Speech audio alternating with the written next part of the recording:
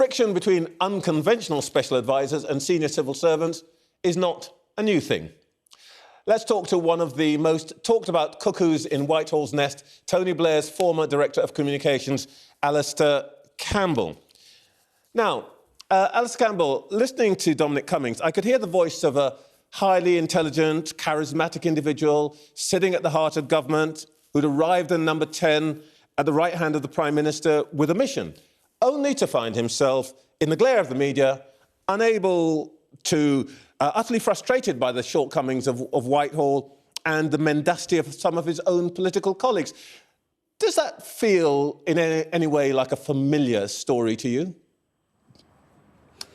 Well, only up to the point where you got to the end there, because I think when we're talking about mendacity, Dominic Cummings is right up there with Boris Johnson, not least in the Brexit campaign.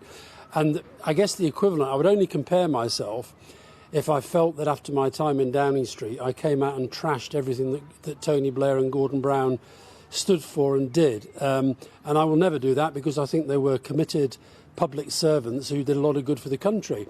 And I think what Dominic Cummings' testimony, even accepting, as Bob Kerslake says, he's a pretty unreliable witness. However, what he said is borne out by what lots of us have been saying for some time, that this whole pandemic has been scarred, the government handling has been scarred by the character of the Prime Minister, by his inability to govern in a rational, clear, sensible way, to appreciate systems, to work with those systems.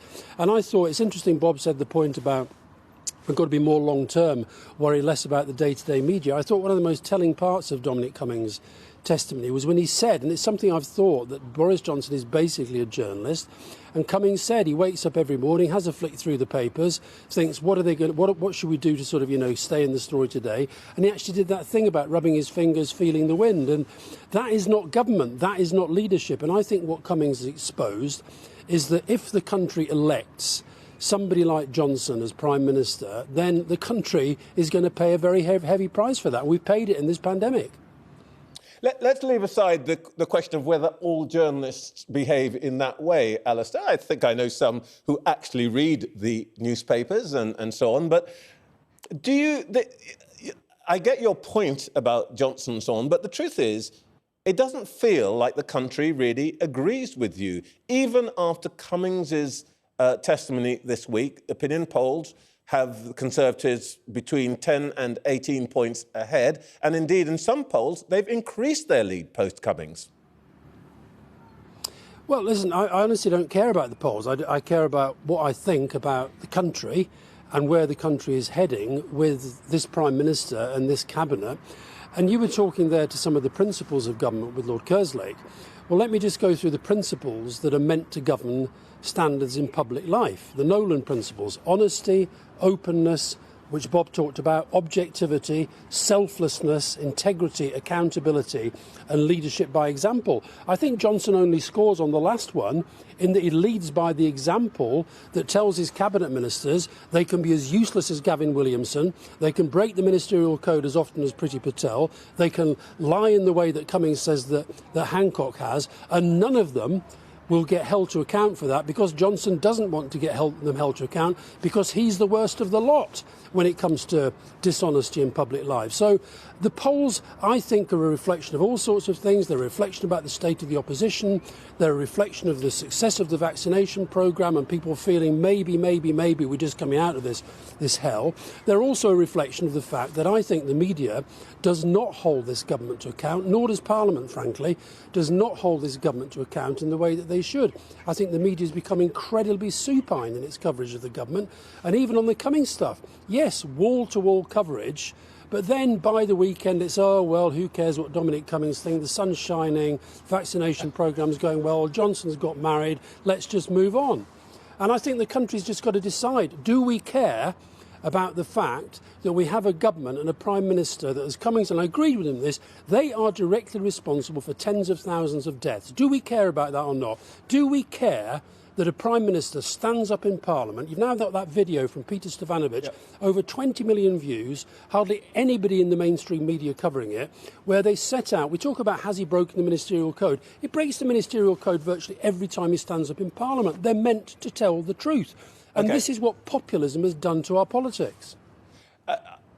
We could talk about your views about this government forever, and you've been pretty clear. Let's put it that way on that. But let's just talk about some of the underlying substantive questions here. Some of the ones that I was talking to Bob Kerslake about the nature of government, because you've been inside it. One new Labour minister complained, I think while you were still there, that he thought that when you got into government, there was this great machine, and if you're a minister, you pull a lever and the machine whirs into life and stuff happens and changes take place.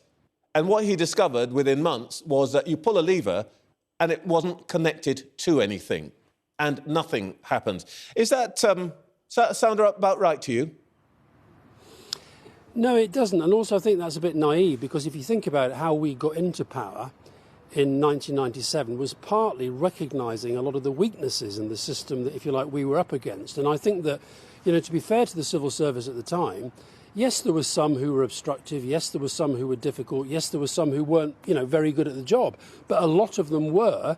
And I think what sorry to keep going back to the current government compared to a kind of what I would call a rational government and a sensible professional government, what happened was that when there was clear direction from ministers, I think actually the civil service was broadly responsive. And I think one of the problems in the pandemic has been the relentlessness of the kind of mixed messaging.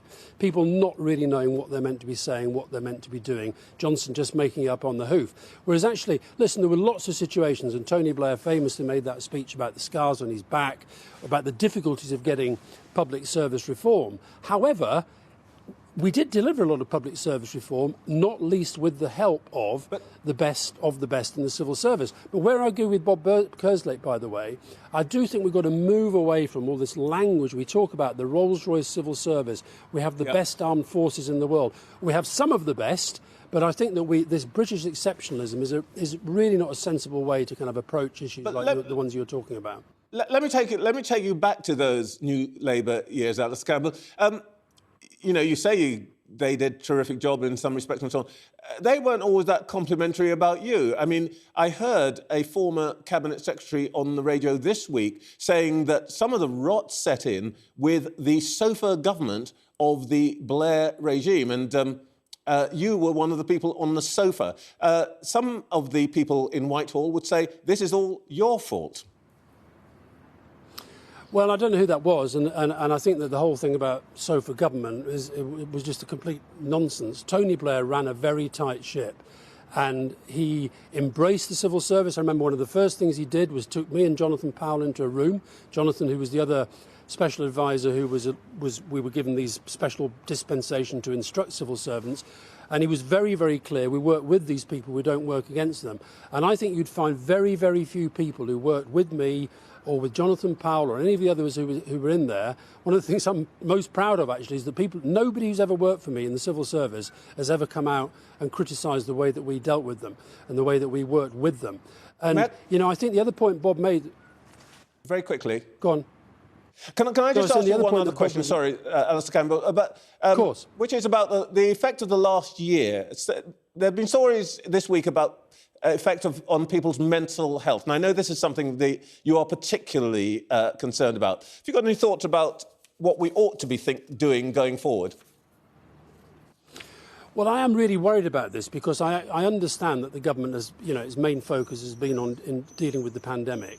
But, the Royal College of Psychiatrists has warned about mental illness being the second pandemic. And, that whether that overstates it or not, I think we all know that there are going to be long-term consequences from this on mental health for students who couldn't study, for children who couldn't go to school, for business people who've lost their business, for people who've lost their jobs, for people who've lost their loved ones and not been able to say farewell. All of these things have psychological impact. And I do sense that with this government, from Matt Hancock and Johnson, and they just want, this is populism, they want to say that everything's fine. Well, actually, things are not going to be fine for some time to come. And the only way we're going to address that and get a strategy for that is actually if they recognise it. And the governments that are doing best in relation to the health consequences, the mental health consequences of the pandemic, are those like New Zealand, like Germany, like Taiwan, where they've actually said from the word go, there are going to be mental health consequences from this. And I wish that our government would take the same approach. Alastair Campbell, thank you very much indeed.